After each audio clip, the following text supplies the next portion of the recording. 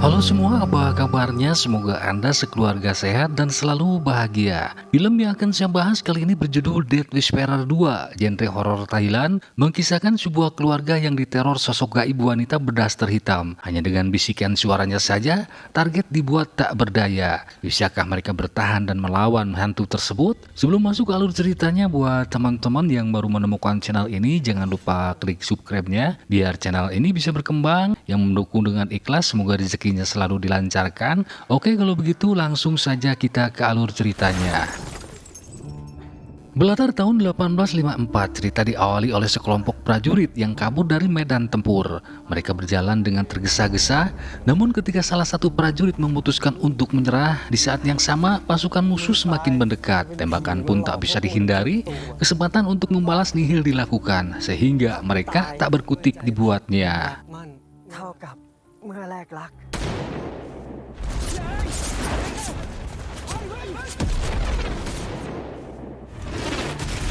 Para prajurit itu tewas, namun di tengah kekacauan terjadi pemandangan yang aneh bin Pulan. Sang komandan yang lagi sakaratul maut tiba-tiba didatangi oleh sosok wanita misterius, menawarkan pertolongan dan janji tentang kehidupan abadi. Apakah itu malaikat maut yang menyamar atau justru iblis yang dilaknat Allah Subhanahu wa Ta'ala? Yang pasti hanya dengan bisikan dan potongan lidah yang ia pindahkan, hal di luar nuril terjadi. Sang komandan itu tak jadi mati, sementara tentara musuh terlihat saling tembak satu sama lainnya.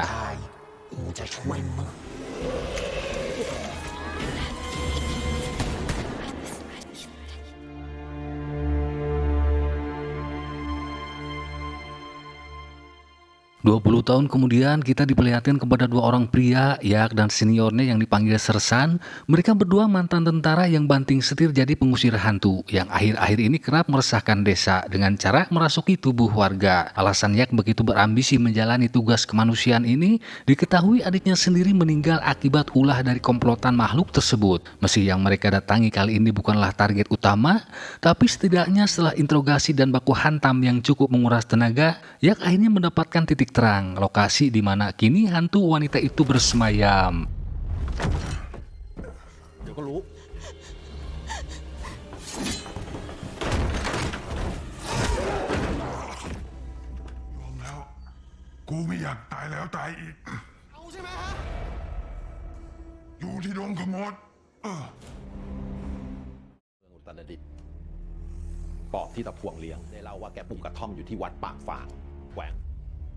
Dari sebuah koran bekas yang menemukan informasi tentang sepak terjang hantu wanita itu. Begitu juga dengan Sersan yang usianya lebih tua dan jam terbangnya yang cukup lumayan. Ia paham betul roh itu dikendalikan seorang dukun bernama Puang yang dulu diusir warga karena diduga kerap menculik bayi. Dan menurut cerita, konon katanya Puang kini tinggal di sebuah tempat bernama Dong Komote, hutan angker yang dipenuhi makhluk gaib berbahaya. Karena itulah Sersan meminta Yak tidak melanjutkan investigasi ini. Tapi Yak kekeh ini harus dilakukan karena menyangkut dengan nasib keselamatan keluarganya. Dengan terpaksa, Sersan memutuskan untuk ikut, bukan karena berani, melainkan karena ia tahu satu hal pasti, Yak tak akan bisa selamat jika pergi seorang diri. บุกเดียวอ่ะเองไม่รอดแน่ยักษ์ยังไม่เข็ดอีกเหรอเราจะไปกันเมื่อไหร่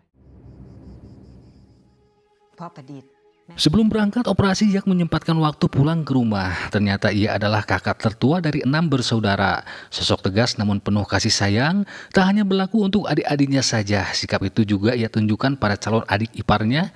Meski jarang pulang, bagi Yak keluarga adalah segalanya. Melindungi mereka adalah tanggung jawab sebagai kakak tertua. Di sesi makan malam, sang ayah yang juga mantan tentara sempat meminta Yak untuk stop memburu arwah itu. Namun berbeda dengan adik-adiknya, justru mendukung penuh. Pasalnya setelah si bungsu jadi korban, mereka khawatir tak menutup kemungkinan si arwah akan kembali.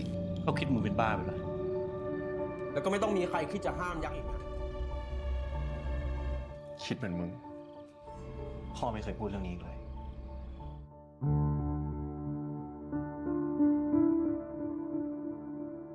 Hingga Hingga tibalah waktunya Yak dan Sersan bersiap berangkat, namun di tengah perjalanan mobil mereka tiba-tiba matot alias mati total. Lalu sejenak berhenti di kedai kopi, Sersan sempat menyarankan agar ekspedisi ditunda. Tak lama kemudian datang seorang pria berkacamata yang juga punya tujuan sama. Awalnya pertemuan itu sempat menjadi bahan candaan, namun suasana berubah serius ketika Pak Tua yang bernama Lucy ini mengungkapkan bahwa keluarganya juga pernah menjadi korban. Dari situlah Yak mengokehkan Lucy gabung tanpa banyak bicara lagi.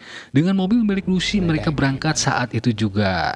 เป็นลูกสาวตัดทูดผมเองครับ นี่คุณเป็นทายาทตะขออย่างนั้นเหรอ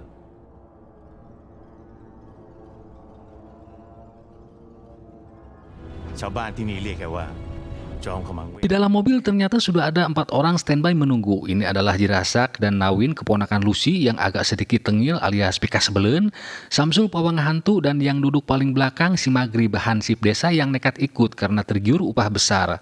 Setelah melewati perjalanan panjang naik gunung seberangi sungai, sampailah mereka di sebuah lokasi tepat di perbatasan yang dikenal sebagai wilayah Sukalarang. ต้องเดินเท้าเข้าไป Sebelum masuk ke dalam hutan, Sersan terlihat melaksanakan ritual dengan sesajen yang sudah disiapkan. Selesai dengan hal itu, mereka mulai bergerak menyusuri jalan setapak, melewati semak dan pepohonan. Sehubungan hantu yang akan diburu itu bukanlah hantu kaleng-kaleng, sebelum berangkat tentu mereka sudah siap secara lahir maupun batin. Dan yang tak pernah lupa selalu dibawa, benda-benda sakti seperti yang Lucy tunjukkan, kalung tolak bala dari kejaran debt collector, pisau anti galau yang diyakini bisa memusnahkan segala hantu. Begitu juga Yak yang tak mau kalah pamor, ia menunjukkan bedil suci kaliber 12 yang selalu dibawa kemanapun dia pergi.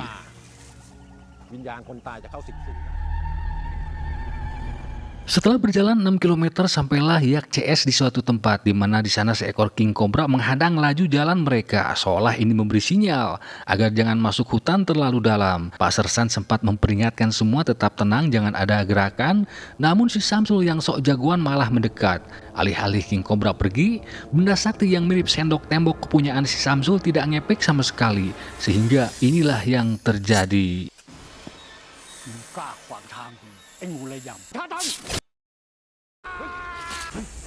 ตายซะไอ้สัตว์เขาไม่ปล่อยคุณไว้แน่ Si Samsul akhirnya innalillahi, begitu juga dengan King Cobra yang memacoknya tadi juga maut. Dari hal ini sempat terjadi gesekan. Jirasak yang sejak awal perjalanan selalu bikin ulah dan menyebalkan, Yak sedikit memberi pelajaran sampai ia dibuat kena mental. Ia baru nyaho ternyata Yak tidak selemah yang ia kira. Setelah Lucy meminta maaf atas kesalahan ponakannya, lalu mereka kembali bersama melanjutkan perjalanan. ให้มันแน่พ่อเลี้ยง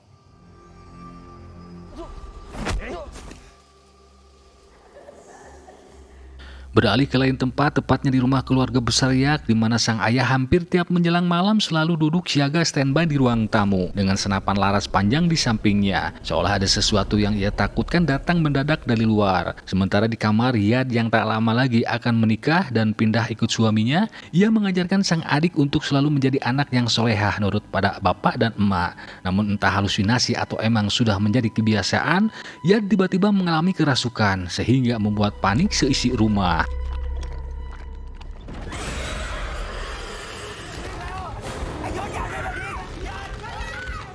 แม่อยู่นี่อย่า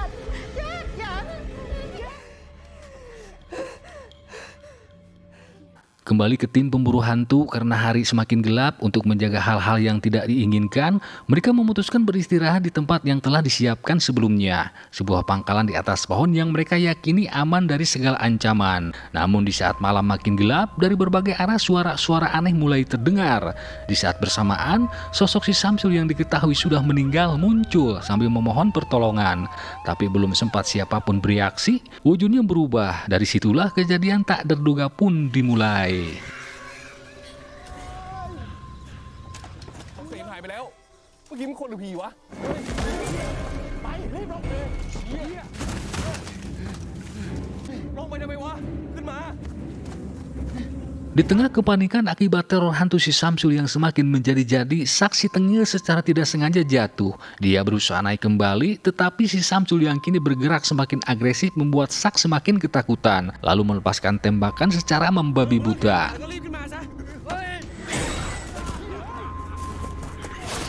Meskipun begitu, ia harus tewas. Begitu juga dengan si Maghrib yang setelah terkena tembakan dan mengalami kerasukan, ia pun harus meregang nyawa di tempat yang sama.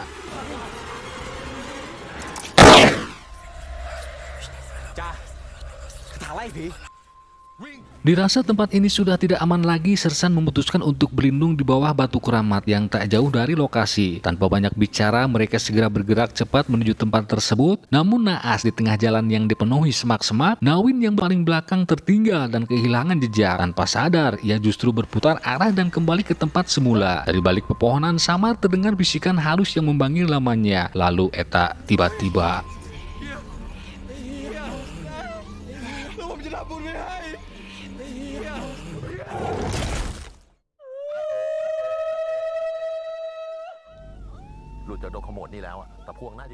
Singkat cerita, setelah menyisir beberapa tempat dan melewati perkebunan karet milik Haji Udin, akhirnya mereka menemukan sebuah saung di bawah tangkal Kiara, yang mana di dalamnya nampak sebuah patung kecil dari tanah liat. Di sekitarnya terlihat bercak darah seolah ada orang yang baru saja melakukan ritual, dan bisa dipastikan ini kerjaan si Puang. Dengan penuh emosi, ia mengambil patung tersebut lalu menginjaknya sampai penyok. Sementara Pak Sersan bergegas mencari Puang yang mungkin masih berada di sekitar tempat ini.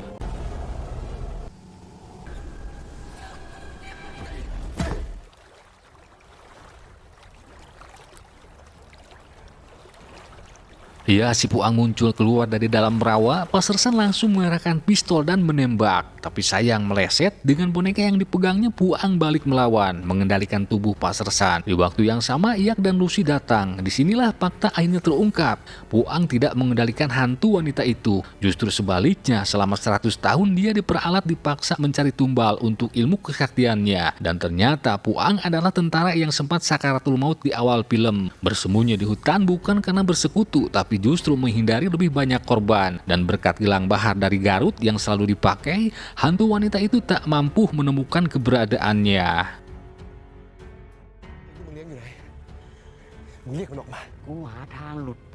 Lucy yang sejak awal menyimpan misi tersembunyi melakukan hal yang tidak diduga.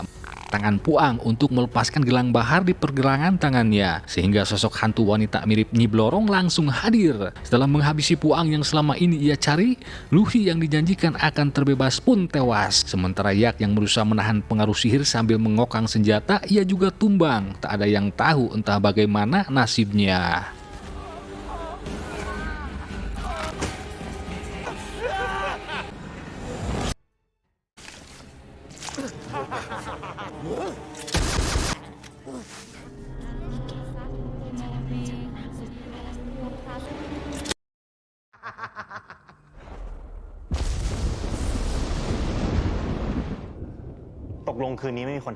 Adegan beralih ke keluarga besar Yak yang sudah tiba di hotel dan langsung mempersiapkan souvenir untuk para tamu di acara yang akan berlangsung besok. Bukannya bahagia menjelang hari pernikahannya, Yan justru kelihatan murung. Harap-harap cemas sang kakak tak bisa hadir. Di tengah situasi hujan guludug di luar, suasana di dalam hotel masih terlihat tenang. Namun ketika Yan, si ibu dan adiknya mengambil barang yang ketinggalan di lantai bawah, tiba-tiba listrik padam. Si ayah yang khawatir menyuruh John, Amir, dan calon mantu untuk segera mengecek keadaan mereka, tetapi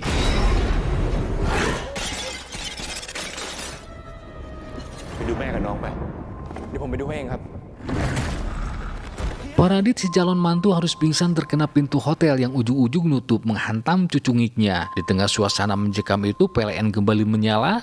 Di saat yang sama, kidung nyanyian terdengar di speaker. Sadar jika ini adalah kerjaan hantu berdaster, dengan pistol berpeluru suci si ayah berhasil merusak gagang pintu. Meskipun berhasil terbuka, suasana mencekam itu kembali terjadi. Kali ini dari gema suara bisikan tak jelas, tapi cukup membuat mereka oleng seolah terkena hipnotis. Begitu juga dengan si ibu, ya, dan si bungsu di lantai bawah, mereka merasakan hal yang sama.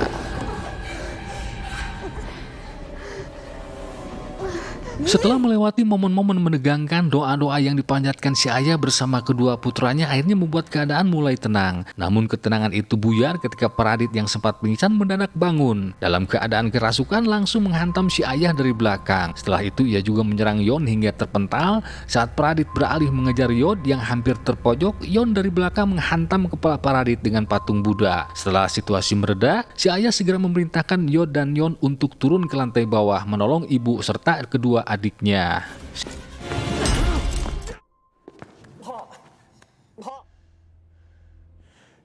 ไปช่วยแม่กับน้องไป Singkat cerita, nampak situasi di lantai bawah sudah di luar kendali. Teror hantu itu semakin menggila, bukan hanya lewat bisikan yang memenuhi ruangan, tapi kini ia benar-benar muncul dengan wujud asli. Kehadirannya langsung menghipnotis si ibu, mempengaruhi pikirannya untuk membunuh Ye dengan balincong yang ia genggam. Ye berusaha kabur sambil berteriak minta tolong, namun si ibu yang kerasukan terus mengejarnya tanpa henti, membuat suasana bertambah kacau sehingga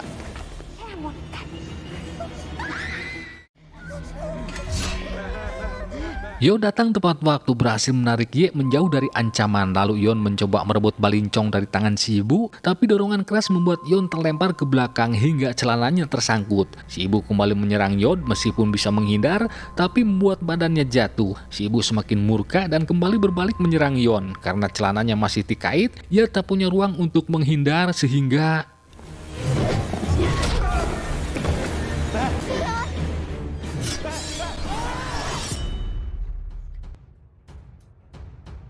akhirnya sang jagoan kita muncul. Hal ini sempat membuat hantu yang merasuki si ibu terheran-heran. Kok bisa Yak masih lolos dari maut? Ya bisa dong, namanya juga film, kata si Uha. Ternyata Yak berhasil selamat dari insiden di hutan berkat gelang bahar yang sempat dipakai si Puang. Hal ini berbeda dengan Pak Sersan, ia selamat karena trik akal bulusnya. Pura-pura mati padahal tidak. Tanpa buang waktu, Yak meluarkan batu akik pancawarna. Sesuai tutorial yang diajarkan sang pemberi dengan cara ditempelkan tepat di dahi. Dalam hitungan detik si ibu kembali sadar seperti sedia kala.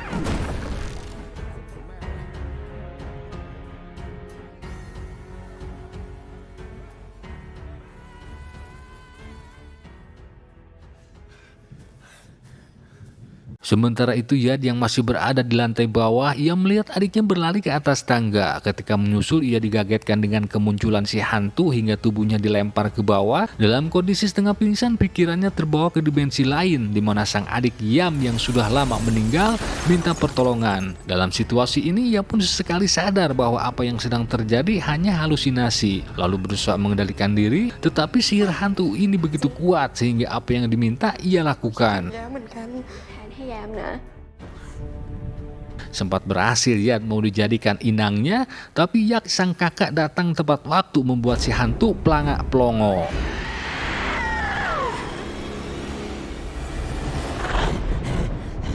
Yak yang sudah mendapatkan wajangan dari Puang sebelum meninggal bahwa hanya dengan gelang baharlah hantu wanita ini bisa dimusnahkan, ia pun semakin percaya diri siap untuk menghadapi. Tetapi hantu wanita ini tidak ada takut-takutnya, malah semakin galak. Lalu dengan sekejap, Yad sudah kembali dalam cengkramannya.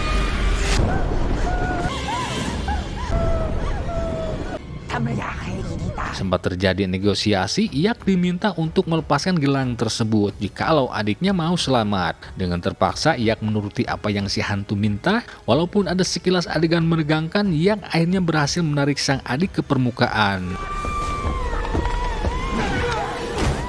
Mereka yang sudah mengantisipasi kemungkinan terburuk ini bakal terjadi sebelum si hantu benar-benar menguasai gelang bahar, Pak Sersan mencoba menembaknya dari belakang. Sayangnya serangan itu sama sekali tidak mempan. Bisikan andalan si hantu langsung membalik keadaan, membuat tubuh Pak Sersan kaku dan kehilangan kendali. Di tengah makhluk itu terus melafalkan mantra-mantranya, Yak melihat celah sempit dan langsung mengambil kesempatan. Dengan bantuan sang adik yang kini memegang gelang bahar, mereka berhasil mengacaukan fokus si hantu hingga pada akhirnya lidah makhluk itu dapat dipotong dan seketika seluruh kekuatannya langsung melemah.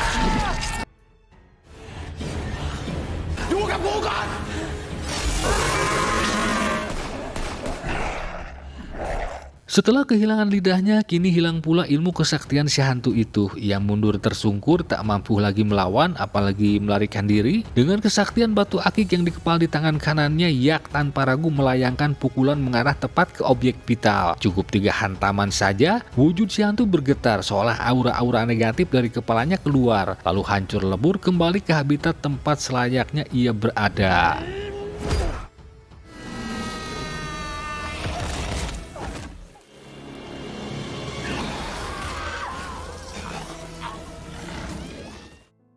Setelah pertarungan panjang itu usai, mereka akhirnya bisa menghalai napas lega. Yak berdiri dengan tubuh penuh lelah, namun sorot matanya menunjukkan betapa gigih ia melindungi keluarga. Lalu perlahan saling mendekat, adik, orang tua, dan Yak berpelukan erat sambil meneteskan air mata. Kemenangan ini terasa seperti hadiah bukan hanya untuk mereka, tetapi juga untuk Yam. Dalam keheningan yang mulai mereda, seakan terlihat senyum lembut Yam, si adik yang telah lebih dulu pergi, menyaksikan keluarganya kembali utuh, kembali ceria, dan akhirnya terbebas dari teror yang selama ini membayangi, sehingga kisah keluarga besar Yak pun berakhir sampai di sini. Pesan yang bisa kita ambil dari film ini adalah jangan pernah berkecil hati jika kita merasa gagal menjadi kakak yang belum bisa membantu secara materi. Kita masih punya hal lain yang jauh lebih bernilai, kasih sayang, pengorbanan, dan justru itulah harta yang sesungguhnya. Film ini mengingatkan kita bahwa kebahagiaan sejati lahir dari hati, dari kepedulian orang-orang terdekat. Tetaplah berbuat baik, kalau tidak bisa dengan harta, kita masih punya tenaga. Kalau tidak bisa dengan tenaga, kita masih punya jempol untuk melakukan hal-hal kecil yang berarti. Dan jangan lupa subrek channel ini supaya bisa terus berkembang. Terima kasih sudah menonton, saya pamit undur diri, sampai jumpa di lain kesempatan. See you next video. Permios.